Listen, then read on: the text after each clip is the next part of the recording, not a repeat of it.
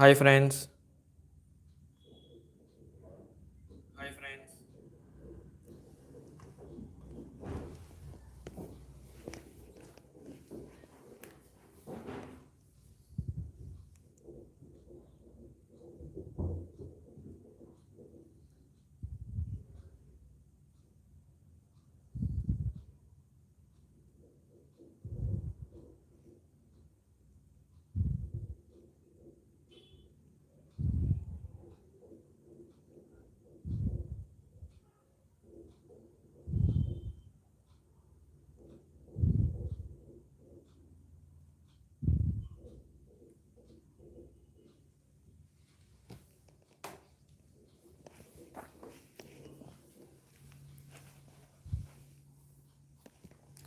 Okay તો start કરીએ friends.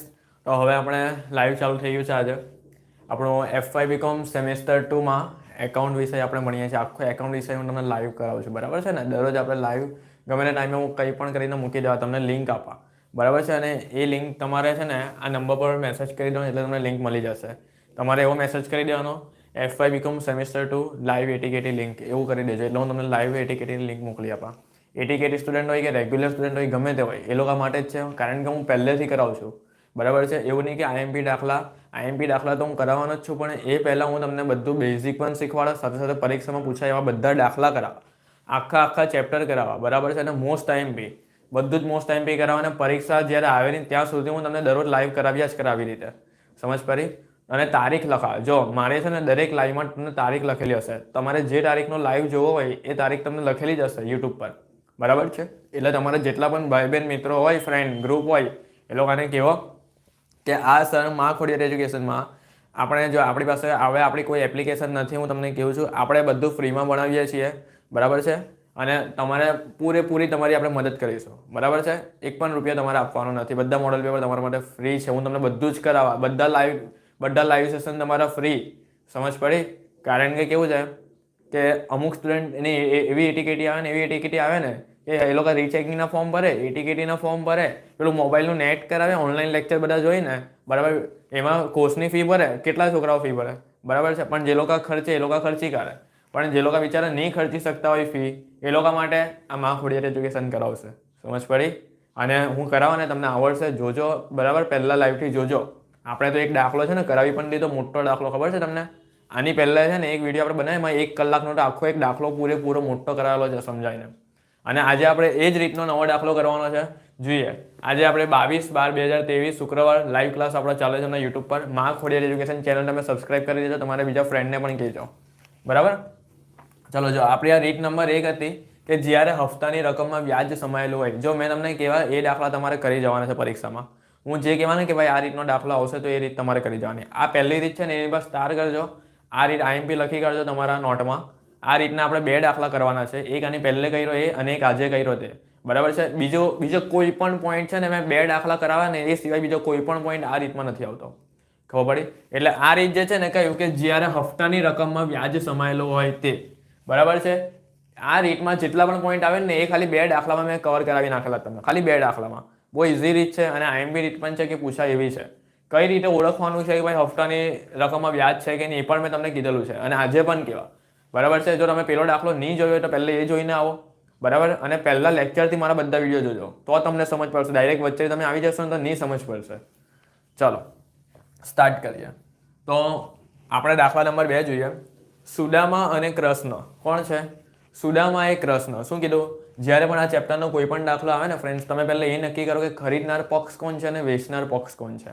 તો આપણે જોઈએ કે સુદામા એ કૃષ્ણ પાસેથી તારીખ 1/4/23 ના રોજ 1/4/23 ના રોજ ભાડા ખરીદ પદ્ધતિએ એક યંત્ર ખરીદ્યું છે. એટલે સુદામાએ છે ને કૃષ્ણ પાસેથી યંત્ર ખરીદેલું છે 1/4/23. એટલે એને આ શરૂઆતની તારીખ આપેલી છે, શરૂની બાકી જે આપણે કહેવાય ને શરૂઆતની તારીખ 1/4/23. તો આખરની તારીખ કઈ હોય? 31/3/24, 31/3/2024, બરાબર. પણ એ ખરીદે ક્યારે છે? વર્ષની શરૂઆતમાં 1/4 1 એપ્રિલ 2023 ખરીદે છે. કોણ ખરીદે છે? સુદામા કૃષ્ણ પાસેથી ખરીદે છે કે યંત્ર. તો આપણે શું કરીએ? સૌથી પહેલા અહીંયા આપણે લખી દઈએ આપણો ખરીદનાર પક્ષ. અહીંયા લખી દેવાનું. જો એકદમ વિસ્તારથી મસ્ત કરાવો, તમને આવડી જશે, આખો વિડીયો જોજો. ખરીદનાર કોણ છે? આપણો સુદામા. તો અહીંયા આપણે લખી દઈએ ખરીદનાર આપણો સુદામા છે. અને વેચનાર કોણ છે? તો વેચનાર આપણો છે કૃષ્ણ. કોણ છે? કૃષ્ણ. થઈ ગયો સુદામા અને કૃષ્ણ, ખરીદનાર અને વેચનારનો પોઈન્ટ આવી ગયો. હવે આપણે જોઈએ કે ભાઈ યંત્ર જે છે બરાબર, યંત્ર એની કેશ પ્રાઇસ શું છે, રોકડ કિંમત કેટલી છે? તો એની રોકડ કિંમત છે 75,000. એટલે ખાલી એ વસ્તુ તમને, એ યંત્ર, એ મિલકત તમને ખાલી 75,000 રૂપિયામાં જ પડે છે. અને ડાઉન પેમેન્ટ એટલે કે કરાર કરતી વખતે તમને કેટલા રૂપિયા રોકડા આપવાના છે? 15,000 રૂપિયા તમારે રોકડા ચૂકવવાના છે. કેટલા રૂપિયા? 15,000 રૂપિયા તમારે છે ને, ખબર આપણે જ્યારે યંત્ર લેવા જઈએ ત્યારે ડાઉન પેમેન્ટ આપણે ભરીએ ને, પછી આપણે બાકીની રકમ હપ્તા વાઇઝ ભરીએ, બરાબર? આપણે ખબર મહિને 5 તારીખે 6 તારીખે પેલું હપ્તામાં પેલું વ્યાજ પણ સમાયેલું હોય, બરાબર? એ પોઈન્ટ છે. હપ્તો ભરીએ ને મહિના એ છે. ચાલો જો 15,000 રૂપિયા રોકડા ચૂકવવાના છે અને બાકીની રકમ નીચે મુજબ 4 વાર્ષિક હપ્તામાં છે, બરાબર છે? 15,000 રૂપિયા કેશ આપવાના બાકીના હપ્તામાં. તો આપણે જોઈએ, કેલ્સી આપણે લઈ લઈએ. કારણ કે આપણે કેલ્સી,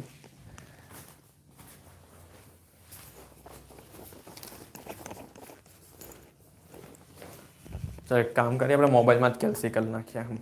કેલ્સી નથી અહીંયા.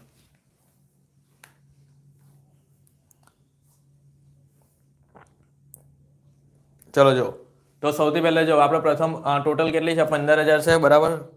ડાઉન પેમેન્ટ આપણું 15,000, તો આપણે કેલ્સીમાં લખીએ અહીંયા 15,000 વટ્ટા આ પ્રથમ હપ્તો કેટલાનો છે? 20,200નો, બરાબર? વટ્ટા 17,300 વટ્ટા 16,500. આ બધા હપ્તાની ગણતરી આપણે પહેલા કરી નાખીએ. જેમ કેટલા હપ્તા થાય છે આપણે ગણીએ તો ખરી. 19,996, 19,996. એટલે ટોટલ ફ્રેન્ડ્સ હપ્તા ટોટલ તમારે થશે 88,996 બધું મળીને. એટલે કે આ 15,000 અને આ 4 હપ્તા, આ બધા મળીને સરવાળો તમારે કેટલા થાય છે? 88,996 નું યંત્ર થાય એમ. અને જો તમે એ જ યંત્ર જો કેશમાં લેવા જાઓ ને તો ડાયરેક્ટ 75,000 પડે. સમજ પડી? એટલે એ લોકો કેટલું બધું તમારી પાસે વ્યાજ લે છે વિચાર કરો મહિનાનું. ખબર પડી?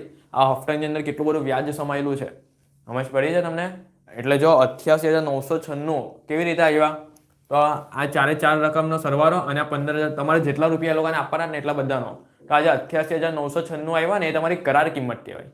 ખબર પડી? અને રોકડ કિંમત તમારી 75,000 કહેવાય.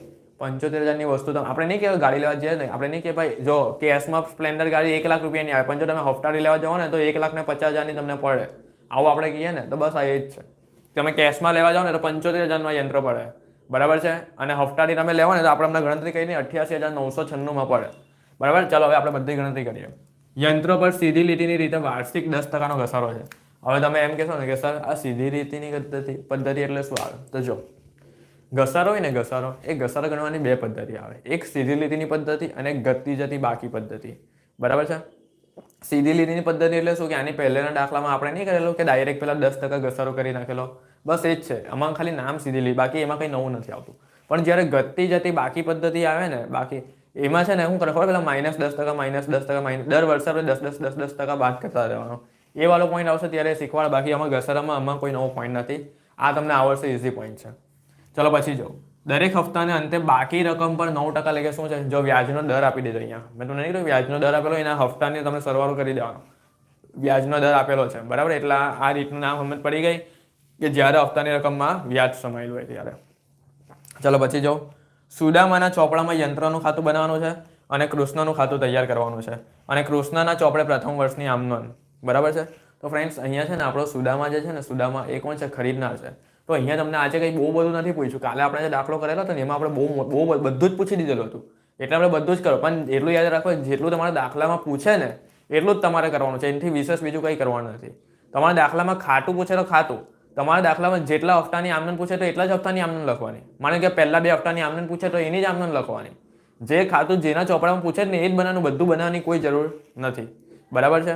પણ મેં તમને નહીં કીધેલું કે આમનોંધ પરથી તમારા શું બને? ખાતા બને છે. આમનોંધ પરથી શું બને? ખાતા બને. તો હવે તમે એમ કહેશો ને કે સર અહીંયા ખાલી ડાયરેક્ટ એ લોકો ખાતા બનાવવાના કહે છે, તો આ ખરીદનારની આમનોંધ અમારે ક્યાં લખવાની?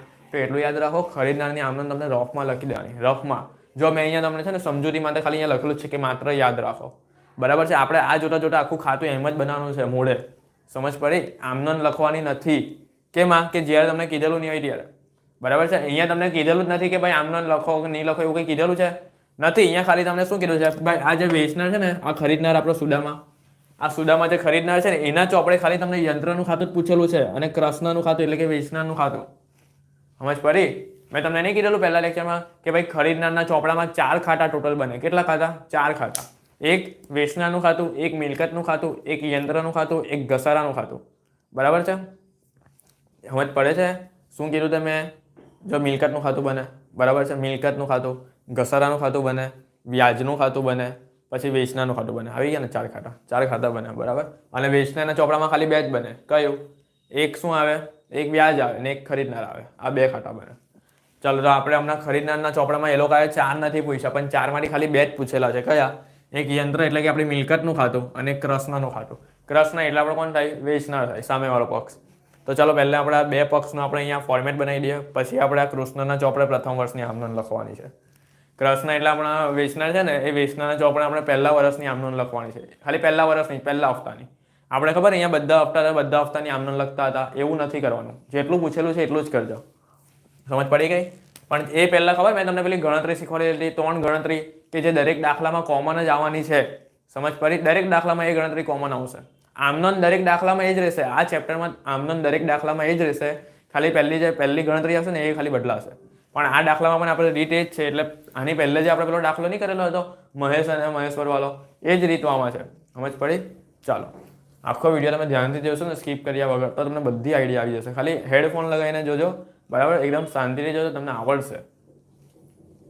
ચાલો, તો સૌથી પહેલા આપણે અહીંયા કરીએ ગણતરી નંબર 1. ગણતરી નંબર 1. તો સૌથી પહેલા શું લખીએ? અહીંયા વિગત અને અહીંયા શું લખી દઈએ? રૂપિયા. બરાબર છે? ચાલો, તો આપણે જોઈએ તો સૌથી પહેલા આપણે અહીંયા રોકડ કિંમત લખી દેવાની. શું લખી દેવાની? રોકડ કિંમત.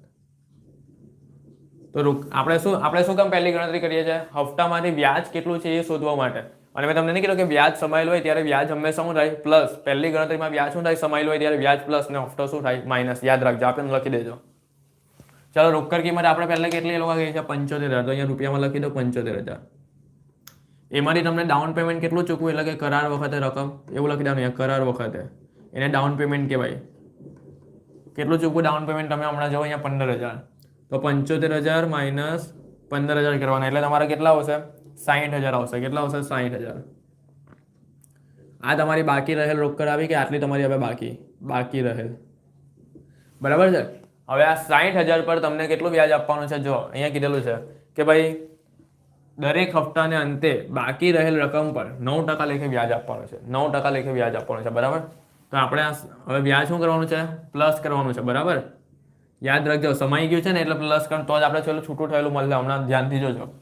વ્યાજ બાકી રહેલ રકમ 60,000. તો 60,000 ના કેટલા ટકા કહે છે? 9%. એટલે કેટલા આવશે? 5400 આવશે. 5400. ચલો, તો સરવાળો કરીએ એટલે 65,400. હવે આમાંથી શું કરવાનું? એકવાર વ્યાજ પ્લસ ને એકવાર માઇનસ હપ્તો કરવાનો. પ્રથમ હપ્તો હવે આવી ગયા. તો પ્રથમ હપ્તાની કુલ રકમ અહીંયાથી લેવાની. જો 20,200. ચાલો, હવે પ્રથમ હપ્તો માઇનસ કરીએ તો કેટલા આવે જોઈએ આપણે? 45,200 આવ્યો. કેટલા આવ્યો? 45,200. આનો મતલબ શું થયો ફ્રેન્ડ્સ? કે પ્રથમ હપ્તો જે તમારો છે ને કેટલાનો? આ 20,200 એની અંદર છે ને તમારું આ 5400 રૂપિયા વ્યાજ છે. એટલે તમારું પ્રથમ હપ્તાનું વ્યાજ આવી ગયું. જો 5400 રૂપિયા મળી ગયું કે નહીં? આવી રીતે વ્યાજ છૂટું થાય. સમજ પડી? પહેલો હપ્તો ખાલી 20,200 જ છે, પણ એની અંદર વ્યાજ કેટલું સમાયેલું છે? 5400 રૂપિયા. એટલે આપણે નહીં કહીએ કે વ્યાજ સમાયેલી રીત, તો આ વ્યાજ સમાયેલી રીત. ખબર પડી? ચાલો, હવે આવી રીતે પાછું એ જ રીતે પાછા સ્ટેપ આખા એપ્લાય કરવાના. બાકી રહેલી મળી ગઈ. હવે પાછું એની અંદર વ્યાજ પ્લસ કરવાનું. ચાલો, પ્લસ વ્યાજ આ જ રકમ પર કરવાનું. નવી રકમ પર નહીં. 45,200 ગુણ્યા પાછા આજ જે આવ્યું ને એના ગુણ્યા કેટલા? 9% કરી દેવાના. કારણ કે 9% તમને વ્યાજનો દર ફિક્સ જ હોય. ચાલો, 45,200 ના 9% કરીએ આપણે તો કેટલા આવે છે જોઈએ? 45,200 9% 40,68 આવશે. કેટલા આવશે? 40,68. બરાબર? ચલો, હવે આનો સરવાળો કરી નાખ્યા પાછો. 8 6 2 5 ને 4 9 ને અહીંયા 4 49,268. કેટલા આવ્યા? 49,268. બરાબર છે? હવે આની અંદર પાછો આપણે બીજો હપ્તો માઇનસ કરીએ. બીજો હપ્તો કેટલાનો છે? 17,300 નો બીજો હપ્તો છે. તો એ માઇનસ કરી નાખીએ. ચાલો, તો કેટલા બચે જોઈએ? અહીંયા 8 6. બરાબર? પછી કેટલા આવે છે? પછી આવશે 31,968 ટોટલ આવે. 31,968. બરાબર છે? થઈ ગયું? 31,968. ચલો, હવે શું કરવાનું? 31,968 આવી ગયા. હવે જો પાછું અહીંયા ધ્યાનથી જોજો. બીજો હપ્તો તમારો કેટલાનો? 17,300. તો જો બીજા મહિનાનું વ્યાજ પણ બીજા હપ્તાનું વ્યાજ તમને મળી ગયું. આ રહ્યું 40,68. સમજ પડી? એટલે આવી રીતે વ્યાજ તમારા છૂટા થાય છે. જો પહેલો હપ્તો 20,200 હતો તો પહેલા હપ્તાનું વ્યાજ 54 આવ્યું. બીજો હપ્તો 17,300 હતો તો બીજા હપ્તાનું વ્યાજ 40,68 આવ્યું. હવે એવી જ રીતે પાછું આપણે પ્લસ વ્યાજ કરવાનું. એક વખત વ્યાજ પ્લસ કરવાનું, એક વખત હપ્તો માઇનસ કરવાનું, બસ એટલું યાદ રાખો ખાલી. ચાલો તો પાછું અહીંયા વ્યાજ પ્લસ કરીએ. 31 અને છેલ્લે તમારો શૂન્ય આવી જાય તો સમજી લો કે આ ગણતરી સાચી. 31,968 ગુણ્યા 9%. તો ચલો 31,968 ગુણ્યા આપણે 9% કરીએ ને તો 28,77 આવે. કેટલા આવે? 28,77. જો પોઈન્ટમાં આવે ને પણ એની આગળનું જ આપણે લખવાનું, બરાબર? પોઈન્ટવાળા નહીં લખવાના. 28,77. ચલો સરવાળો કરીએ કેટલા આવે જોઈએ આપણે કેલ્સીમાં. 34,845 આવશે. કેટલા આવશે? 34,845. હવે આવી ગયું. હવે જો વ્યાજ પ્લસ કર્યો, હવે ત્રીજો હપ્તો એમાંથી શું કરી દેવાનો? માઇનસ કરી દેવાનો. વ્યાજ પ્લસ કર્યું હવે એકવાર હપ્તો માઇનસ. તો ત્રીજો હપ્તો કેટલાનો છે? 16,500નો. તો 34,845 માઇનસ 16,500 કેટલા થાય? 18,345. કેટલા થાય? 18,345. તો જો ફ્રેન્ડ્સ, ત્રીજો હપ્તો તમારો છે ને એ 16,500નો છે અને એની અંદર વ્યાજ કેટલું સમાયેલું છે? 28,77. એટલે આ તમારો ત્રીજા હપ્તાનું વ્યાજ મળી ગયો. ખબર પડી? ચલો હવે પાછું આપણે વ્યાજ પ્લસ કરવાનું. આ ચોથો હપ્તા છે ને ત્યાં છેલ્લે અહીંયા 0 આવી જવું જોઈએ ખાલી. ચલો હવે અહીંયા વ્યાજ પાછું. આ 18,345 ગુણ્યા 9%. ચલો કેટલા થાય કેલ્સીમાં કરો? 1651 થાય. કેટલા થાય? પોઈન્ટમાં પાછા ના નહીં લેવાના ને. 1651. ચાલો પ્લસ કરીએ. કેટલા થાય? 1651 પ્લસ કરો 19,996 આવે. 19,000 આમાં ભૂલ નહીં કરતા લખવામાં. 19માં 19,996. બરાબર છે. ચલો હવે વ્યાજ પ્લસ કરી નાખ્યું. હવે હું હવે હપ્તો માઇનસ કરો. કયો હપ્તો? ચોથો હપ્તો. ચોથો હપ્તો કેટલાનો? જો આવી ગયો 19,996. ચોથો હપ્તો પણ એટલાનો જ છે, 19,996. તો જો અહીંયા આવી ગયા શૂન્ય માઇનસ કરતા. ખબર પડી કેટલા ગણતરી પૂરી? બરાબર. આ તમારી પહેલી ગણતરી દરેક દાખલામાં આવશે જ આવી. સમજ પડી? તો જોઈ લો અહીંયા 0 આવી ગયો. હવે જો ચોથો હપ્તો આપણો કેટલાનો હતો? 19,996નો હતો ને. તો જો એમાં વ્યાજ કેટલું સમાયેલું છે? 1651 વ્યાજ સમાયેલું છે ચોથા હપ્તાનું. તો આ 4 હપ્તા તમારા છે અને 4 હપ્તામાંથી જો આપણે અલગ વ્યાજ છૂટું પાડ્યું. પહેલા હપ્તાનું વ્યાજ 5400, બીજા હપ્તાનું વ્યાજ 4068, ત્રીજા હપ્તાનું વ્યાજ 2877, ચોથા હપ્તાનું વ્યાજ 1651. તો આ રીતે તમારે છે ને પહેલી ગણતરી બધા હપ્તામાંથી વ્યાજ છૂટા પાડવાની કરવાની. કયામાં? જ્યારે હપ્તાની રકમમાં વ્યાજ સમાયેલો હોય ત્યારે. બરાબર છે. એક વખત વ્યાજ પ્લસ કરો, બીજી વખત માઇનસ કરો. શું કરો? હપ્તા માઇનસ કરો, વ્યાજ પ્લસ કરો. ચાલો હવે સેકન્ડ ગણતરી આપણી આવશે. સેકન્ડ ગણતરી એ આપણે અહીંયા કરી દઈએ. જો આ પહેલી ગણતરી પૂરી. હવે બીજી ગણતરી અહીંયા હું બતાવી દઉં છું તમને. બીજી ગણતરીમાં શું આવે ખબર ને? આપણે પેલી રકમ બધી અલગ પાડતા હતા. ચેક કરવા માટે આને વ્યવસ્થિત કોષ્ટકમાં બનાવીએ ને આપણે. એક કોષ્ટક બનાવી દેવાનું. શું? તો પહેલાં આપણે અહીંયા શું લખતા હતા? મિલકત પેટે. શું લખીએ? મિલકત પેટે. જેમાં તમારી રોકડ કિંમત મળી જાય કે ગણતરી સાચી છે કે નહીં એ તમને અહીંયા ખબર પડી જાય. મિલકત પેટે આવે. પછી શું આવે? મિલકત પેટે પછી જોઈએ પહેલાં તો અહીંયા હપ્તા પેટે આવતું હતું ને. કેવું? હપ્તા પેટે. હપ્તા પેટે એક કોલમ મિલકત પેટે બને, એક હપ્તા પેટે બને. પછી શું આવે? વ્યાજ પેટે. વ્યાજ પેટે. અને પછી શું આવે? કરાર કિંમત. કરાર કિંમત એટલે કે કુલ રકમ જેને આપણે કહીએ ને, કુલ રકમ હપ્તાની એ અહીંયા લખી દેવાની. બરાબર ને? પછી છેલ્લે બધાનો શું કરી દેવાનો? સરવાળો કરી દેવાનો. કુલ. ચાલો તો સૌથી પહેલાં આપણે એ લોકોને શું આપેલું છે? એડવાન્સ આપેલું છે. શું આપેલું છે? એડવાન્સ. તો અહીંયા આપણે ડાઉન પેમેન્ટ એટલે કે એડવાન્સ આપણે લખી દઈએ. મિલકત પેટે એડવાન્સ એટલે અહીંયા જોવાનું કેટલા રૂપિયા આપેલા છે. જો આ રહ્યા ડાઉન પેમેન્ટના અહીંયા લખેલા છે 15,000. એ મિલકત પેટે અહીંયા લખી દે. 15,000 આપણે આવ્યા. હવે 15,000માં ફ્રેન્ડ્સ કોઈ વ્યાજ તો સમાયેલું નથી ને. 15,000 એ થોડી વ્યાજ આવે. વ્યાજ તો હપ્તામાં આવે એટલે વ્યાજમાં અહીંયા ડેશ કરી દો અને કુલ રકમ આપણે એ લોકોને કેટલી આવી? 15,000. હવે જોવાનું તમારા ટોટલ કેટલા હપ્તા છે. એ ટોટલ હપ્તા 4 છે ને. તો 4 અહીંયા લખી દેવાના. આ પહેલો હપ્તો, આ બીજો નંબર આપી દેવાનો, ત્રીજો હપ્તો અને ચોથો નંબર. હવે આ જે કુલ રકમ છે ને 20,200, 17,300, 16,500, 19,996 એ અહીંયા લખી કાઢવાની કુલ રકમમાં. ચલો અહીંયા કુલ રકમ પહેલાં લખી દઈએ. પહેલા હપ્તાની કુલ રકમ કેટલી છે? 20,200. બીજા હપ્તાની કેટલી છે? 17,300. ત્રીજા હપ્તાની કેટલી છે? 16,500. અને ચોથા હપ્તાની કેટલી છે? 19,996. થઈ ગઈ. હવે આપણે ખબર 4 હપ્તાના અલગ અમના વ્યાજ શોધ્યા ને એ અહીંયા વચ્ચે લખી કરવાના. જો વ્યાજના ખાનામાં. ચલો પહેલા હપ્તાનું વ્યાજ 5400 છે એટલે અહીંયા આપણે 5400 લખી દઈએ. બીજા હપ્તાનું વ્યાજ 4068 છે એટલે 4068 લખી દઈએ. ત્રીજા હપ્તાનું વ્યાજ 2870 છે. ચોથા હપ્તાનું વ્યાજ 1651 છે. બરાબર છે? આ 3 હપ્તાનું વ્યાજ આવી ગયું. હવે શું કરવાનું ફ્રેન્ડ્સ કે આપણે મૂળ રકમ શોધવી હોય ને કે હપ્તામાંથી આપણે વ્યાજ કાઢી નાખીએ તો મૂળ રકમ કેટલી મળે. તો જો આ 20,200માંથી તમે 5400 માઇનસ કરી નાખશો ને એટલે અહીંયા આવશે 14,800. કેટલા આવશે? 14,800. આ 17,300 માઇનસ 40,68 કરો એટલે તમારા કેટલા આવશે? એટલે તમારા આવશે આપણે જોઈ લઈએ 13,232 આવશે લગભગ. કેલ્સીમાં કરી લઈએ આપણે. ચાલો શું આવ્યું? 17,300 માઇનસ 40,68 આવી ગયું ને 13,232. શું આવ્યું? 13,232. ચાલો પછી 16,500 માઇનસ 28,77. 16,500 માઇનસ 28,77 13,623. 13,623 આ બધી એની મૂળ રકમ આવ્યું. 19,996 માઇનસ 16,51 એટલે અહીંયા કેટલી આવશે? 18,345 થઈ ગયું ફ્રેન્ડ્સ. ચાલો હવે સરવાળો કરીએ કેલ્સીમાં. 15,000 વત્તા 14,800 વત્તા 13,232 વત્તા 13,623 વત્તા 18,345 તો તમારો જવાબ આવશે 75,000. કેટલા આવશે? 75,000. તો જોઈ લો, આ તમારી રોકડ કિંમત અહીંયા પહેલેથી ઓલરેડી આપેલી જ હતી. આનો મતલબ એમ કે જો આ ગણતરી સાચી છે આપણી રોકડ કિંમતની. જો અહીંયા તમને રોકડ કિંમત આના સિવાય કોઈ બીજી મળતે ને તો આ ગણતરી ખોટી હતા હમણાં કરશે. અહીંયા તમારી એ જ રકમ આવે રોકડ કિંમત જે તમારી રકમમાં રોકડ કિંમત આપેલી હોય તે. ખબર પડી? ચાલો હવે આપણે જોઈએ કે ટોટલ લોકોએ કેટલું વ્યાજ ચડાવેલું છે રોકડ કિંમત પર. તો સરવાળો કરીએ. 5400 વત્તા 40,68 વત્તા 28,77 વત્તા 16,51 તો તમારું ટોટલ વ્યાજ આવશે 13,996. 13,996 અને કુલ આપણે કરાર કિંમત જોઈ લઈએ. આ બંનેનો સરવાળો કરો ને આનો સરવાળો કરજો સેમ જ આવે અહીંયા 88,996 જે આપણે પહેલે જ મેં તમને કીધેલી હતી ખબર કે ટોટલ 88,996 થશે જો આવી ગઈ ને એટલી. તો આ તમારી બીજી ગણતરી પણ અહીંયા પૂરી થઈ ગઈ. હવે આપણે કરીએ ત્રીજી ગણતરી ઘસારાની. તો અહીંયા આપણે ગણતરી નંબર 3 આપીએ. આ ગણતરી નંબર 2 હતી આપણી. હવે ગણતરી નંબર 3 ઘસારાની. તો ઘસારો મેં તમને કીધું હતું કે ઘસારો હંમેશા રોકડ કિંમત પર જો અહીંયા જે આવે ને 75,000 તમારી રોકડ કિંમત હોય ને એની પર જ ઘસારો ગણાય.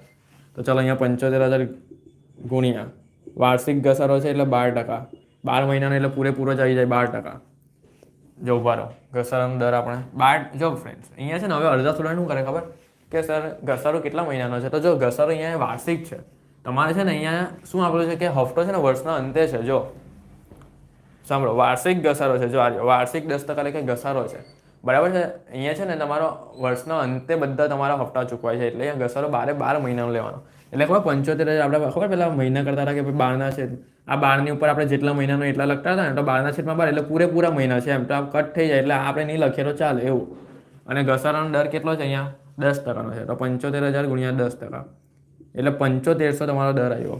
75,000 તમારો ઘસારો આવ્યો જે દરેક હપ્તામાં ફિક્સ જ છે. 75,000 રૂપિયા તમારે ઘસારાના ભરી જ દેવાના. ચલો થઈ ગયો. 3 ગણતરી પહેલાં છે ને દરેક દાખલામાં આ ચેપ્ટરમાં તમારે આવી કરવાની છે અલગ અલગ. બરાબર છે? તો તમારો આના પરથી હવે આમનો ખાતા પર બને ને આના પરથી જ બનવાનું છે. આ બીજી ગણતરી તમારી મેઇન છે. બીજી પરથી જ બધું બને. ચાલો તો હવે આપણે પહેલો ક્વેશ્ચન શું પૂછેલો જોઈએ આપણે કે ભાઈ સુદામા અને ચોપડામાં યંત્રનું ખાતું અને કૃષ્ણનું ખાતું ખોલો. તો સુદામા આપણે કોણ છે? ખરીદનાર છે. તો ખરીદનારના ચોપડામાં યંત્ર એટલે મિલકતનું ખાતું ખોલવાનું છે અને વેચનાર એટલે આપણે કૃષ્ણનું ખાતું ખોલવાનું છે. 2 ખાતા છે ને ખરીદનારના ચોપડામાં ખોલવાના છે. ચાલો તો હવે આપણે એ ખોલીએ.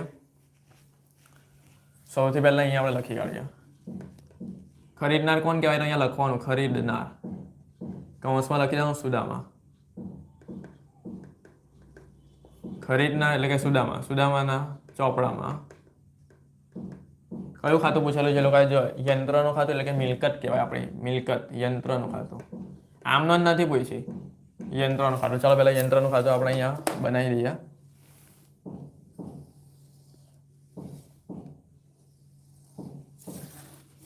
તારીખનું ખાનું તો ખાસ લખવાનું. તારીખ વગર તો નહીં જ ચાલે. હા, તારીખ લખવાની ભાઈ એકદમ વ્યવસ્થિત બનાવવાનું. ગમે ટાઈમ નહીં જોઈએ.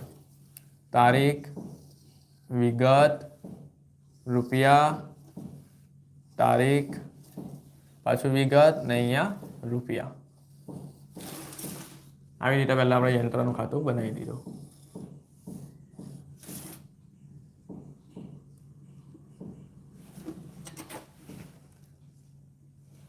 ચાલો અહીંયા આપણે લખી દઈએ ઉધાર. અહીંયા લખી દઈએ જમા.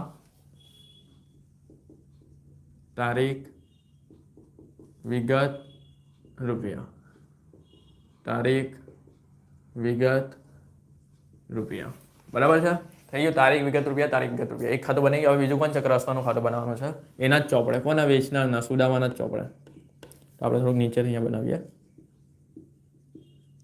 સુદામાના ચોપડે એટલે કે ખરીદનારના ચોપડે. એમ સુદામાના ચોપડે કોનું ખાતું? વેચનાર એટલે કે ક્રસનાનું ખાતું.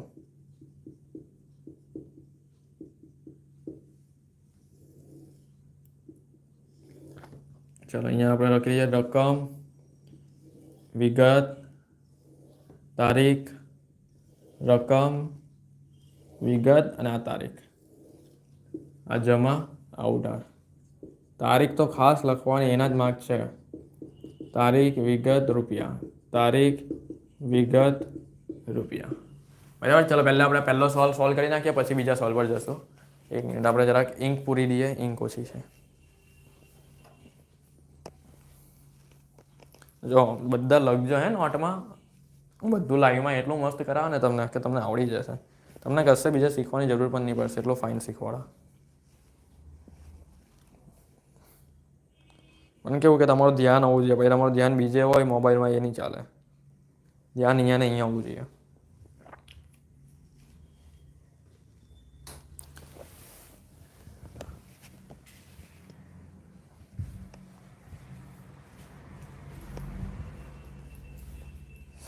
ચાલો સ્ટાર્ટ કરીએ. હવે જો થઈ ગયું. તો સૌથી પહેલાં આપણે યંત્રનું ખાતું બનાવ્યું ને કૃષ્ણનું ખાતું બનાવી દીધું. હવે આપણે શું કરવાનું છે? હવે ધ્યાનથી સમજજો. હે હવે ફ્રેન્ડ્સ આપણે શું કરેલું ખબર? ગયા લેક્ચરમાં આપણે પહેલાં છે ને ખરીદનારના ચોપડે 4 હપ્તાની આપણે શું લખેલી? 4 3 વર્ષની આમનોંધ લખેલી હતી. એ આમનોંધ પરથી આપણે ખાતું બનાવેલું હતું. બરાબર છે. પણ અહીંયા શું પૂછેલું છે ખબર? અહીંયા ડાયરેક્ટ તમને ખાતું જ પૂછી લે છે. એટલે અહીંયા એવું વિચારો કે ખરીદનારના ચોપડામાં તમને આમનોંધ નથી લખવાની, સપ્લિમેન્ટરીમાં ખાલી ખાતું જ બનાવવાનું છે. બરાબર છે. એટલે આમનોંધમાં ટાઈમ વેસ્ટ નહીં કરતા. પણ હવે તમે એમ કહેશો ને કે સર તમે તો અમને આમનોંધ પરથી ખાતું બનાવનાર શીખવાડેલું ને, તો અમે આમનોંધ વગર ખાતું લખશું કેવી રીતે મોડે? તો જો જરામાં ચિંતા નહીં કરતા. મેં તમને એવું કીધું કે રફમાં તમારે જો મેં અહીંયા રફમાં તમને ખાલી લખેલું છે કે માત્ર યાદ રાખો. તમારે ખાલી દિમાગમાં આમનોંધ બોલવાની છે અને લખવાનું કાં છે? અહીંયા. એની એન્ટ્રી ક્યાં આપવાની છે? ખાતામાં આપવાની છે. સમજ પડી? પહેલી આમનોંધ ખરીદનારના ચોપડા જોઈએ તો આપણે ખાલી હમણાં ખરીદનારનું જ જુઓ. ખરીદનાર. અને તમને ખબર છે મેં એ પણ કીધેલું હતું કે ભાઈ ખરીદનારના ચોપડે ફક્ત ખાલી પ્રથમ વર્ષની જે આમનોંધ આવે ને એમાં જ બધી આવે. પછી બીજો હપ્તો ત્રીજો હપ્તો ચાલુ થાય ને એમાં, બરાબર, તો પેલી ઉપરની આ પહેલી બે આમનોંધ નીકળી જાય ને ખાલી ત્રીજી ચોથી ને પાંચમી છઠ્ઠી જ આવે.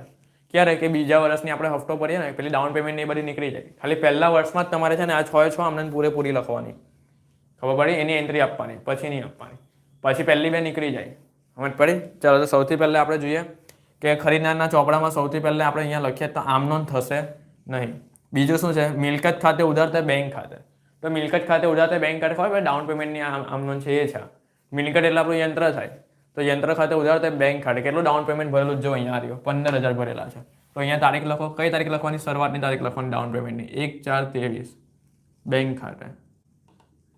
બેંક ખાતે જેટલા ભરેલા હોય એટલા લખી દેવાના. 15,000 ભરેલા જ ને, તો અહીંયા 15,000. ચાલો હવે શું છે?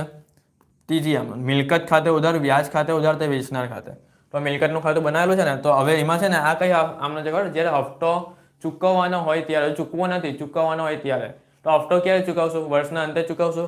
તો શરૂઆતની તારીખ 1/4/23 છે ને, તો આખરની તારીખ કઈ થાય? 31/12 નહીં થાય. પેલી આપણે છે ને આ એપ્રિલમાં ચાલુ થાય ને, તો માર્ચમાં પટશે. આવતા વર્ષની 2024ની. તો અહીંયા શું આવશે? 31/3/24 આવે. શું આવે છે? જો વેચનાર ખાતે એટલે કે કૃષ્ણ ખાતે. કૃષ્ણ ખાતે કેટલી રકમ? ટોટલ રકમ લેવાની. હપ્તાની ટોટલ રકમ કેટલી છે? 20,200 પહેલા હપ્તાની. આ પહેલા હપ્તાનું આપણે કરીએ જજો. 20,200 વાળા લખી કાઢ્યું અહીંયા 20,200. ચલો જો અહીંયા મિલકતના ખાતામાં એન્ટ્રી થઈ ગઈ. વ્યાજનું ખાતું તો આપણી પાસે નથી, પણ વેચનારનું ખાતું તો છે ને, આ રહ્યું. તો અહીંયા પહેલાં આપણે તારીખ લખી દઈએ 31/3/24. બંને લખી દેવાનું અહીંયા. વ્યાજ ખાતે અને મિલકત ખાતે. વ્યાજ ખાતે અને મિલકત ખાતે કેટલી રકમ છે આ બંનેની? જો વ્યાજ ખાતાની રકમ કેટલી છે? વચ્ચેની 50,400, 5400. તો વ્યાજ ખાતે 5400 અને મૂળ રકમ એની 14,800 અહીંયા લખવાની. બરાબર છે.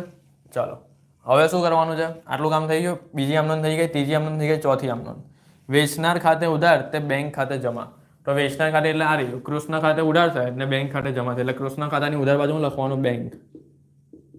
તારીખ કઈ લખી દેવાની? 31/3/24. હું લખવાનું આમાં? આ બંનેનો સરવાળો આપણે કરીએ ને, કેટલો? 20,200. એ જ બેઠો અહીંયા લખી દેવાનો. થઈ ગયું. ચાલો પછી હું કહે છે ઘસારા ખાતે ઉધાર તો મિલકત ખાતે જમા. તો મિલકત ખાતાની જો બાજુ ઘસારા આવે, તારીખ કઈ 31/3/24 જ આખરની તારીખ પહેલા હપ્તાની. તો અહીંયા લખી દેવાનો ઘસારો. આ રહ્યો ઘસારો આપણે ગણેલો જ છે 7500. થઈ ગયું ફ્રેન્ડ્સ, પતી ગયું. અને છેલ્લે શું કહે છે નફા નુકસાન ખાતે ઉધાર તે વ્યાજ તે ઘસારો. તો અહીંયા આપણે વ્યાજનું ખાતું પણ નથી બનાવ્યું કે નથી ઘસારો, આટલું જ છે. આ તમારી પ્રથમ વર્ષની આમદન કમ્પ્લીટ થઈ ગઈ. હવે ખાતું ક્લોઝ કરીએ. તો ચાલો અહીંયા આપણે સરવાળો કરીએ 15,000 વત્તા 20,200 કેટલા થાય, અને અહીંયા આપણે એનો ડિફરન્સ લાવીએ. કેલ્સી લઈ લઈએ 15,000 વત્તા 20,200 જોઈએ કેટલા આવે, 29,800 આવશે. 1 મિનિટ. જો ફ્રેન્ડ્સ અહીંયા છે ને આપણે કેટલા લખવા, અહીંયા 14,800 આવતા હતા. કેટલા આવતા 20,200 નહીં, અહીંયા 14,800 આવે છે. જો અહીંયા આપણે મૂળ રકમ લખવાની છે. ખબર આ કઈ આમનોંધ છે, આ કઈ આમનોંધ આવી ખબર? આપણે આ મિલકત ખાતે ઉધાર, વ્યાજ ખાતે ઉધાર, તે વેચનાર ખાતે. તો મિલકત ખાતે ઉધાર એટલે આ રકમ કેટલી છે 14,800 છે ને, એ અહીંયા લખવાની હતી 14,800. બરાબર, જો આ રહી એની ક્રોસ એન્ટર અહીંયા છે. ચલો થઈ ગયું. તો હવે આપણે એનો સરવાળો કરીએ 15,000 વત્તા 14,800 કેટલા થાય છે કેલ્સીમાં કરીએ 29,800. 29,800 બરાબર છે. અને અહીંયા પણ લખીએ 29,800. 29,800 માઇનસ 7500 કેટલા થાય છે? 29,800 માઇનસ 7500 22,300 થાય. 22,300 તો અહીંયા લખી દે 22,300. તો આ જે 22,300 આવ્યા ને અહીંયા લખવાના બાકી આગળ લઈ ગયા. આ તારીખ લખવાની 31/3/24. હવે હું એકદમ શોર્ટકટમાં કરાવું જો તમને આવડી જશે. આ બાકી આગળ લઈ ગયા અહીંયા, એટલે બાકી આગળ લાવ્યા અહીંયા આવી જાય. બાકી આગળ લાવ્યા કેટલા 22,300. અને તારીખ હવે આ શરૂ નહીં થઈ જાય. આના પછી જે તારીખ આવે ને અહીંયા એ અહીંયા લખવાની 1/4/24 આવે. કઈ આવે 1/4/24 બરાબર છે. થઈ ગયું 22,300 લખાઈ ગયું. હવે જોજો, હવે બરાબર આપણને બંધ કરી દઈએ ને પહેલા હપ્તાનું આખું બંધ 20,200 થી આ બંધ થઈ જાય આખું. આ 20,200 થી બંધ.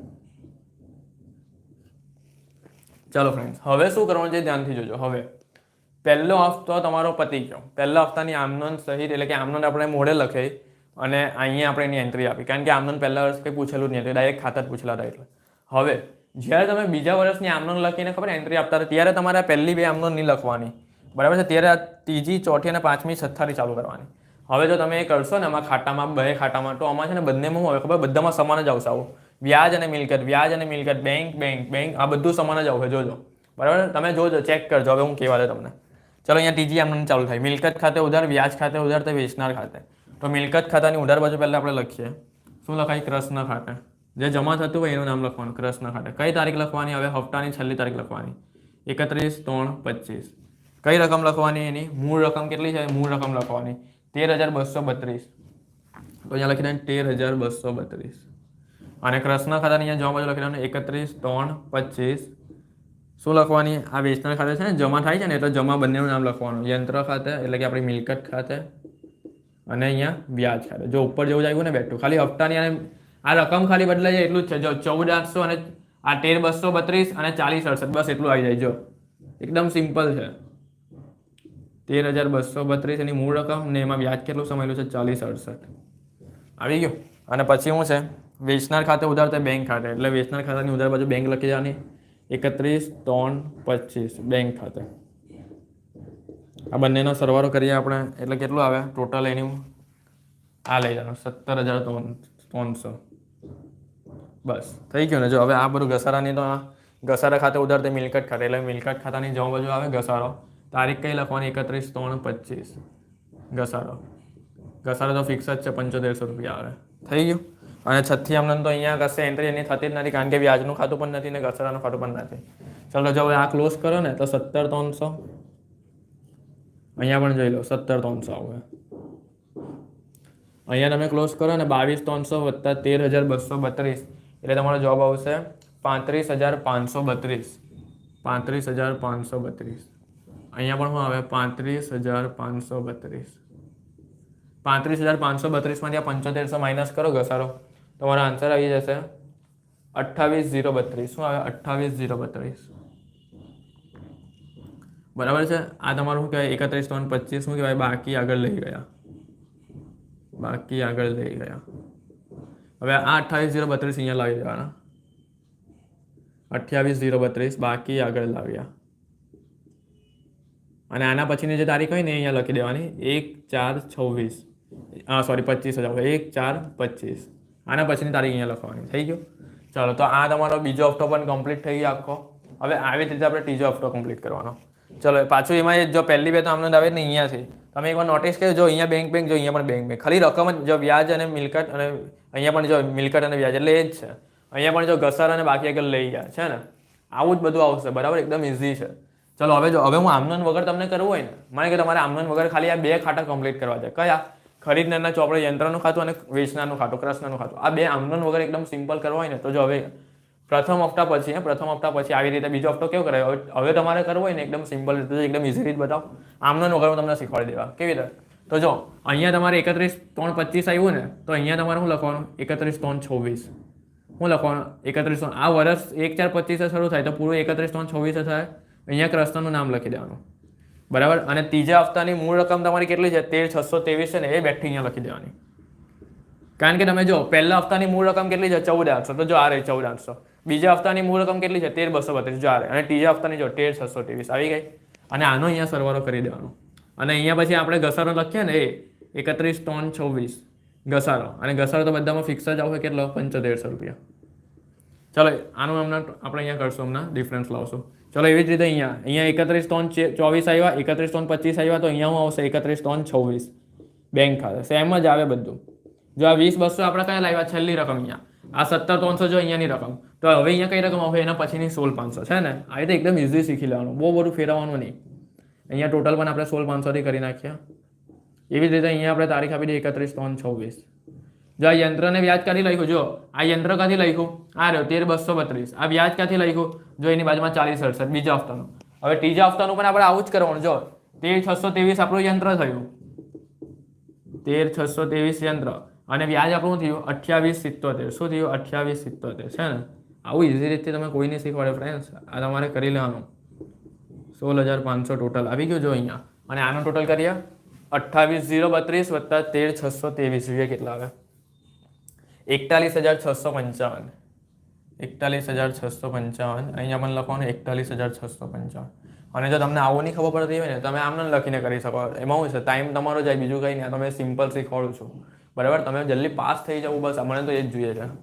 ચાલો હવે આ 41,655 માંથી 7500 તમે માઇનસ કરી દો એટલે તમારો કેટલો આન્સર આવશે 34,155 આવશે 34,000 ડિફરન્સ 155 બરાબર આ તમારો ડિફરન્સ આવ્યો બાકી આગળ લઈ ગયા આ બાકી આગળ લઈ ગયા અહીંયા લખી દેવાનું એ જ તારીખ 31/3/26 ચાલો ને એ જ બાકી આગળ લાવ્યા અહીંયા લખવાનું પછી બાકી આગળ લાવ્યા તારીખ કઈ આવશે તારીખ કઈ આવે તો આ 31/3/26 પછી જે આવે તે 1/4/2027 1/4/2027 થઈ ગઈ. હવે પાછું ચોથા હપ્તાની એન્ટ્રી આવી રીતે જ આપવાની ચાલો તો અહીંયા આવે છે 1/4/27 છે તો એ વર્ષ ક્યારે પૂરું થાય 31/3/28 પૂરું થાય વેચનારનું નામ લખી દેવાનું ક્રસનો અને અહીંયા રકમ કઈ લખવાની ખબર મૂળ રકમ લખવાની મૂળ રકમ જો આ રહી 18,345 એકદમ શોર્ટકટ આમનો વગર શીખવાડું છું કોઈ નહીં શીખવાડા 18,345 થઈ ગયું. અહીંયા પણ આપણે લખી દેવાનું એ જ તારીખ 31/3/28 ઘસારાની ચલો ઘસારો તો ફિક્સ ને ફિક્સ જ છે 7500 રૂપિયા થઈ ગયું. હવે આનો સરવાળો કરી દેવાનો ચાલો જોઈએ આનો સરવાળો કેટલો આવે છે છેલ્લો તો 52,500 આવે કેટલો આવે 52,500 આ 52,500 લખ્યા અહીંયા 52,500 લખી દેવાના આ 52,500 માંથી ડિફરન્સ 7500 લાવો કેટલો આવે 45,000 આવે કેટલો આવે 45,000 અહીંયા લખી દેવાનું બાકી આગળ લઈ ગયા તારીખ એ જ આવે અહીંયા આખરની 31/3/28 અને એ જ તમારે અહીંયા લખી દેવાની એના પછીની 1/4/28 બાકી આગળ લાવ્યા કેટલો 45,000 બસ અહીંયા ઉડીને છોડી દેવાનું કારણ કે પછીનો પાંચમો હપ્તા થોડી છે 4 હપ્તાનો જ પૂછલો છે ને 45,000. હવે આ કમ્પ્લીટ કરી નાખીએ ચલો ચોથા હપ્તાનો જોઈએ 31/3/24 31/3/25 31/3/26 તો હવે કઈ આવશે 31/3/27 જો અહીંયા બેંક તો અહીંયા પણ શું આવશે બેંક એકદમ સિમ્પલ એકવાર જો આ 20,200 કાથી લખ્યા અહીંયા છેલ્લે લખ્યા આ 17,300 પણ ત્યાંથી લખ્યા 16,500 પણ ત્યાંથી લખ્યા તો હવે એની નીચે કયા આવે 19,996 તો અહીંયા લખી દઈએ 19,996 ખાતું ક્લોઝ કરીએ 19,996 ને અહીંયા હું લખીએ આપણે જો 31/3/24 31/3/25 31/3/26 તો અહીંયા હું હવે 31/3/27 છે ને યંત્ર વ્યાજ લખ્યા કરવાનું જો આ એકદમ ઇઝી રીત શીખવાડું છું આમનોન વગર પૂછે ને ત્યારે આમનોન લખવાની જતા આમનોન નથી લખવાની આમનોન પૂછેલી હોય તો જ લખવાની ચલો આ યંત્ર ખાતે કઈ કિંમત લખવાની? મૂળ કિંમત કેટલી છે? 18,345. તો અહીંયા 18,345 લખો. વ્યાજ એનું કેટલું છે? 1651. ચાલો સર્વર કરી દો. સર્વર થઈ જશે 19,996. થઈ ગયું? ચાલો જો ફ્રેન્ડ્સ, પહેલો ક્વેશ્ચન તમારો આખો કમ્પ્લીટ થઈ ગયો. બરાબર છે, એકદમ મસ્ત સમજાયું છે. મેં એવી આશા રાખું કે તમને આવડતું હશે ને તમે જોતા હશો. જો એક જણ પણ મારો વિડીયો અમને જોતો હશે ને, છોકરી હોય કે છોકરો લખતો હશે ને, હું એના માટે કરું છું. બરાબર છે, મેં તમને પહેલે પણ કીધેલું છે 100, 500, 1000 બહુ બધા છોકરાઓ એવું નહીં, જેને પોતાનું પરિવર્તન કરવું છે ને જીવનનું, જેને પોતાના મમ્મી પપ્પાનું નામ ઉજળું કરવું છે ને પોતાનું નામ, બસ એના માટે. સમજ પડી? આ તો કેવું છે ખબર કે ભાઈ જો હું તમને ભણાવું ને, બરાબર, હું તમને ભણાવું, તમે ભણતા હો તો બસ તમને ભણવું જ છે ને મારે ભણાવવું જ છે, બસ પતી ગઈ વાત. વચ્ચે કયો પેલું આવે જ નહીં કે ભાઈ મારે પાસે આ છે કંઈ એવું કંઈ આવે જ નહીં. મારે ભણાવવું છે, તમને ભણવું છે ને બસ. પછી તો ગમે તે હોય, બરાબર, કોરું પાનું પણ હોય એમાં પણ હું તમને ભણાવી દેવા. સમજ પડી? જો ટ્યુશનની હોય, આ બોર્ડની હોય, આ કલમની હોય, બરાબર, પણ જો ખાલી મોબાઈલ હોય ને મારી પાસે એક પેન હોય ને એક પાનું હોય ને તો પણ મને ભણાવતા આવડે. કેમ? કારણ કે મારે ભણાવવું છે અને તમને ભણવું છે. પછી બોર્ડની કે મોટા બોર્ડની જરૂર નથી, એટલું યાદ રાખજો ભણવા માટે. મોટા બોર્ડની જરૂર નથી, મોટા કેમેરાની જરૂર નથી, માઇકની જરૂર નથી, પણ જો અહીંયા જ્ઞાન હશે ને તો ભણાવતા આવડશે. બરાબર? ચાલો તો હવે આપણે ચાલુ કરીએ. હવે આપણે શું છે, કૃષ્ણના ચોપડે પ્રથમ વર્ષની આમનન. કૃષ્ણ એટલે કોણ થયો? આપણો વેચનાર થયો. તો ચલો વેચનારના ચોપડે આપણે આમનન લખીએ. હવે બીજો ક્વેશ્ચન અહીંયા કેવી તમને આમનન પૂછી, અહીંયા તમને ખાતો નહીં પૂછ્યું એ લોકોએ અહીંયા શું પૂછ્યું? આમનન. અને એ પણ છે ને કાશી જો અહીંયા પ્રથમ વર્ષની જ આમનન પૂછે છે, ખાલી પ્રથમ હપ્તો. એટલે છે ને આ જે બેઠી છે ને આ જ બેઠી અહીંયા લખી કરવાની, પૂરેપૂરી બેઠી, અને અહીંયા રકમ લખી કરવાની, બસ એટલું જ પૂછેલું છે. કંઈ 4 હપ્તાની આમનન નહીં પૂછેલી. આપણે ખબર કાલે કયો દાખલો મોટો કરેલો હતો? એવો નથી આ દાખલો. એટલે મેં કાલે છે ને આઠે રહીને તમને આખો બહુ મોટો દાખલો કરાવ્યો, એટલે તમારા બધા પોઈન્ટ એમાં ક્લિયર થઈ જાય. પણ આ એમાંની થોડો નાનો દાખલો છે. આવા દાખલા પરીક્ષામાં પૂછાય. ચાલો તો અહીંયા લખીએ આપણે કૃષ્ણ એટલે આપણે વેચનાર થઈ ગયા, લખી દે કૃષ્ણ એટલે વેચનાર ના ચોપડે આમનન. તો પહેલા આ 6 આમનન આપણે બેઠી અહીંયા ઉતારી દઈએ. ચાલો તો સૌથી પહેલી આમનન શું થાય? ખરીદનાર ખાતે ઉધાર તે વેચાણ ખાતે. ખરીદનાર એટલે આપણો સુદામા થાય. તો સુદામા ખાતે ઉધાર તે વેચાણ ખાતે જમા. કઈ રકમ આવે? રોકડ કિંમત આવે. રોકડ કિંમત જો આ રહી રોકડ કિંમત આપણે 75,000, એ અહીંયા લખી દેવાની 75,000. સેકન્ડ પછી હું આવે બેંક ખાતે ઉધાર તે ખરીદનાર ખાતે. ડાઉન પેમેન્ટ નહીં આવે ને, બેંક ખાતે ઉધાર તે ખરીદનાર. ખરીદનાર એટલે આપણે સુદામા થાય. નામ લખવાનું એનું, તે સુદામા ખાતે. કેટલું ડાઉન પેમેન્ટ ભરેલું છે? જો અહીંયા આ રહ્યું 15,000નું ડાઉન પેમેન્ટ ભરેલું છે, તો અહીંયા 15,000. ત્રીજી આમનન. ચલો ત્રીજી આમનન શું છે? ખરીદનાર ખાતે ઉધાર તે વ્યાજ ખાતે. ખરીદનાર એટલે આપણો કોણ થાય? સુદામા. બેઠી જ પૂછે છે, પ્રથમ હપ્તાની જ પૂછે છે ખાલી, એટલે પ્રથમ હપ્તાને અહીંયા લખી દેવાનું પ્રથમ હપ્તો. આવી લખી દેવાનું પ્રથમ હપ્તો. સુદામા ખાતે ઉધાર તે વ્યાજ ખાતે. ત્રીજી આમનન કેટલી છે? વ્યાજ કેટલું છે પહેલા હપ્તાનું? 5400. ખાલી પહેલો જ હપ્તો પ્રથમ વર્ષનું જ પૂછે છે લોકો. ચોથું બેંક ખાતે ઉધાર તે ખરીદનાર ખાતે. બેંક ખાતે ઉધાર તે ખરીદનાર ખાતે. આમાં કઈ આમનન લખાય ખબર? જે મેઇન તમારો પેલો એ હતો ને બેંક ખાતે ઉધાર ખરીદનાર ખાતે લખાયું, જે મેઇન તમારો મુખ્ય હપ્તો પહેલો કેટલો છે? 20,200 છે. 20,200 લખાય. ચાલો તો આપણે અહીંયા 20,200 લખી દઈએ. ટોટલ કરાર કિંમત જે આપણી કહે ને 20,200, એટલે ટોટલ પહેલા હપ્તાની ટોટલ પહેલો હપ્તો જેટલા હોય ને 20,200 ને અહીંયા લખી કાઢવાનો. પાંચમું જવારી આમનોન થશે નહીં. ઘસારાની કોઈ આમનોન નહીં થાય. તમે શીર્ષક પછી નહીં લખો તો ચાલે, એમ આમનોન થશે નહીં. છઠ્ઠી વ્યાજ ખાતે ઉધાર. આ બધું કેમ ઉધાર થાય, કેમ જમા થાય, એ તો બધું મેં પહેલા 2-3 લેક્ચરમાં બધું કહી દીધેલું છે, બરાબર? એટલે એ તમે ખાસ જો પહેલા 5 વિડીયો તો જોઈ જ લેવાના. વ્યાજ ખાતે ઉધાર તે નફા નુકસાન ખાતે જમા. કેટલો વ્યાજ હતું પહેલા હપ્તાનો? 5400. થઈ ગયો. હું ક્યાંથી કઈ રકમ લખું ને એ તમને ખબર હોવી જોઈએ, બસ ખાલી. પછી તમે જાતે પણ કરી શકો. સમજ પડી? હું ક્યાંથી કઈ રકમ લઈને લખું છું, હું શું બોલું છું એ બરાબર સમજો. પછી તમે જો કે શું બીજા દાખલામાં પણ સરે આવું જ કરેલું છે, એવી રીતે જો. હવે જો આપણી જે પહેલી રીત હતી ને, આખો દાખલો પૂરો થઈ ગયા, બસ પતી ગયો. હવે આપણી જે પહેલી રીત હતી ને કઈ, કે જ્યારે હપ્તાની રકમમાં વ્યાજ સમાયેલું હોય એને આપણે 2 દાખલા કરી નાખ્યા. એક આપણે જો આજે 22 તારીખ થઈ ને, એક 21 તારીખનો કર્યો અને આજે 22 તારીખનો. આ 2 તારીખમાં આપણે છે ને આ 2 રીતના દાખલા, એક રીતનો દાખલા 2 કરેલ, બરાબર? એક આની પહેલા પેલો મહેશ વાળો કરેલો હતો અને એક આમના સુદામા અને કૃષ્ણ વાળો કરેલો હતો. આનથી સિવાય આ 2 દાખલા સિવાય બીજો કોઈ પણ પોઈન્ટ આ રીતમાં આવતો નથી, ખાસ ધ્યાન રાખજો. એટલે તમારે જો આ રીત પાકી કરવી હોય ને, જો મેં ટોટલ 9 રીત લગભગ લખાવેલી છે, એમાંની પહેલી રીત આજે પટાઈ પણ નાખી મેં, ખબર પડી. હવે કાલે બીજું કરાવવા, સમજ પડી. જો જ્યારે હપ્તાની રકમમાં વ્યાજ સમાયેલું હોય ને એના 2 દાખલા મેં કરાવ્યા છે અને 2 દાખલામાં બધા પોઈન્ટ કવર થઈ ગયા એમ માની લો. એ સિવાય ચોપડી ખોલીને બીજું કંઈ કરવાની જરૂર નથી, જવાબદારી હું લઉં છું, કંઈ કરવાની જરૂર નથી, બરાબર છે, ચોખ્ખું કેવું છું. હવે છે ને, હવે હું એ રીત કરાવવા કે જ્યારે હપ્તાની રકમમાં વ્યાજ સમાયેલું ન હોય ત્યારે તમે શું કરો, બરાબર છે. આપણી બીજી રીત મેં તમને ટોપિક લખાવેલા જ છે, રીતના તમે પહેલા 2-3 ભાગ જોઈ લેશે એટલે આઈડિયા આવી જશે, બરાબર. ચલો ફ્રેન્ડ્સ, તમારો આભાર. તમારા જેટલા પણ ગ્રુપના કોલેજમાં ગ્રુપના બધા ફ્રેન્ડ હોય એ બધાને આપણી લિંક છે ને હું મોકલું ને એટલે મોકલી દે. અથવા શું કરવાનું ખબર તમને, મારો નંબર છે ને, મારો નંબર તમારે છે ને તમારી બધી કોલેજના ગ્રુપમાં એડ કરાવી દેવાનો, બધી કોલેજના. તમારા જે પેલા ફ્રેન્ડ સર્કલ હોય ને બધી કોલેજમાં એડ કરાવી દો મારો નંબર. એટલે મેં શું કરા, તમે જે પણ સેમમાં ભણતા હશો ને એ સેમને બધા લાઈવની છે ને બધી લિંક મોકલી આપવા, સમજ પડી. એટલે કેવું થશે કે બધા સ્ટુડન્ટની હેલ્પ થશે, કોઈને પૈસા વગરવાની કંઈ જરૂર જ નથી, ખબર પડી. હું છું, માં ખોડિયાર એજ્યુકેશન છે, બરાબર. ચલો, તમારો આભાર.